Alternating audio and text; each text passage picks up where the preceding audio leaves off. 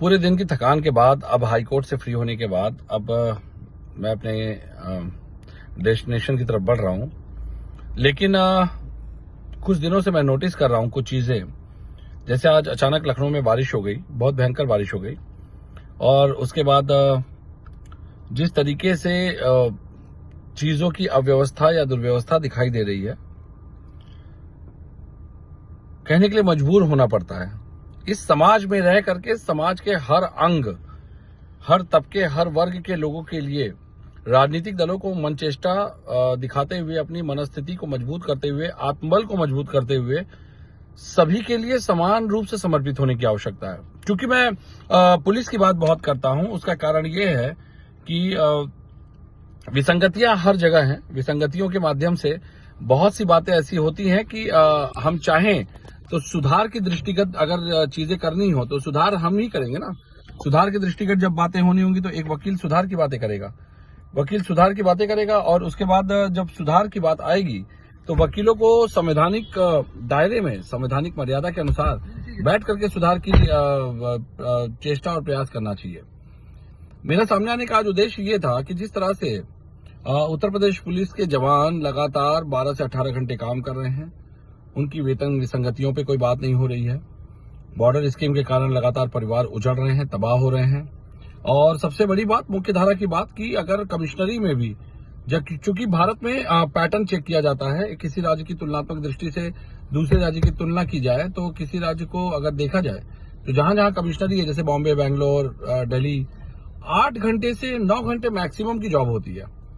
क्या ये श्रम कानून का उल्लंघन नहीं है कि किसी एक इकाई को लगातार हम 12 से 14 घंटे काम करने के लिए मजबूर कर रहे हैं, जबकि हमारे पास, हम भर्ती कर रहे हैं, हमारे पास पर्याप्त बल है, पीएससी वालों को हम इस्तेमाल कर सकते हैं, रिजर्व पुलिस को हम इस्तेमाल कर सकते हैं। लेकिन क्या कारण है कि हम लगातार 8 से 12 घंटे हम केवल लगातार एक कार्यकारी बल के लोगों को लगातार उत्पीड़ित कर रहे हैं। ये उत्पीड़न और शोषण के दायरे में आएगा ना। हम अनुशासन के नाम पे, हम ड्यूटी के नाम पे किसी एक वर्ग को लगातार 12 से 18 घंटे अगर काम करने के लिए मजबूर करेंगे तो उसकी मानसिक अवस्था, उसकी शारीरिक अवस्था, और सबसे बड़ी बात है उसकी सामाजिक भूमिका का जो एक दायित्व का क्रियाकलाप है, वो शून्यता की ओर जाने लगता है।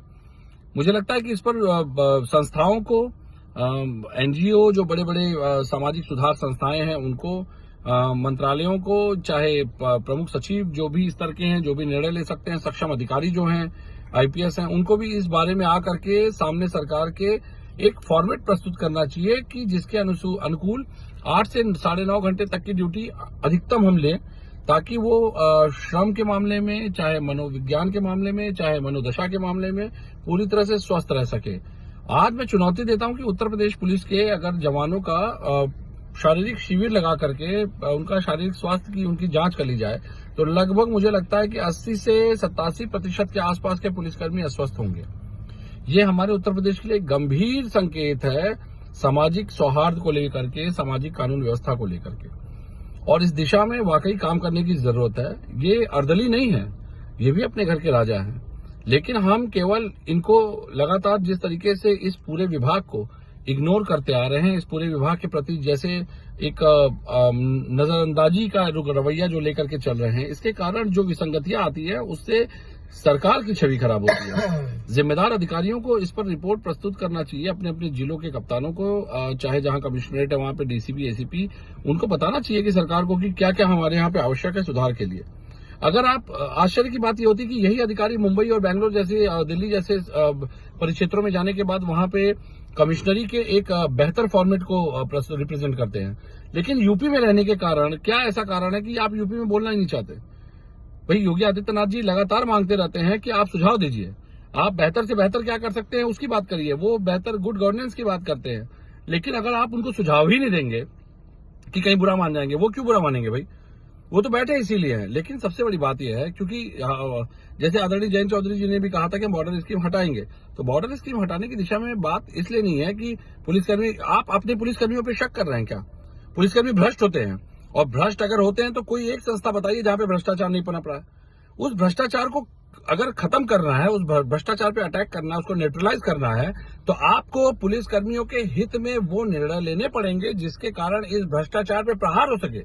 अगर किसी को घर की रोटी मिल रही है, परिवार का साथ मिल रहा है, सामाजिक दायित्वों में निर्वहन हो रहा है उसका, वो भ्रष्टाचार की तरफ आकर्षित क्यों होगा भाई? सबसे बड़ी बात है कि भ्रष्टाचार एक मनोविज्ञान का सबसे अहम पार्ट है, जिसमें कि एक बहुत ही बड़ी डिस्कशन की आवश्यकता है। तो मैं उम्मीद करूंगा कि फिलहाल आज मेरी इस बात को आप लोग गंभीरता से लेंगे, समझेंगे, अपने सामाजिक दायित्वों के मनोविज्ञान से बाहर निकलिए, मनोदशा से बाहर निकलिए और मानसिक अपंगता धारण करने से बेहतर है कि सुझाव दीजिए कि और कैसे बेहतर आपकी सामाजिक पुलिस आपके लिए हो सकती है। कैसे एक परिवार के साथ रहते हुए, जैसे आपके घर परिवार के लोग, अलग विभाग के लोग अपने घर परिवार के साथ रहते हुए दायित्वों को बेहतर तरीके से निर्वहित करते हैं, उसी तरह पुलिसकर्मी भी अगर अपने परिवार के साथ रहेगा तो यकीन मानिए उसके अंदर एक सामाजिक समरसता भी होगी, उसके अंदर एक सौहार्द भी होगा, उसके अंदर सामाजिक दायित्वों में कैसे भूमिका का निर्वहन करे उसके प्रति जिम्मेदारी भी होगी और सबसे बड़ी बात एक संकोच होगा कि कोई भी भ्रष्टाचार कारित करने का मतलब है ये बात मेरे घर तक आ सकती है। तो आंखें खोलिए। चुनाव तो आप वैसे भी जीतेंगे। आज के समय में उत्तर प्रदेश पुलिस के जवानों की सबसे बड़ी मांग है बॉर्डर स्कीम हटाना। सभी को अपना परिवार प्यारा है।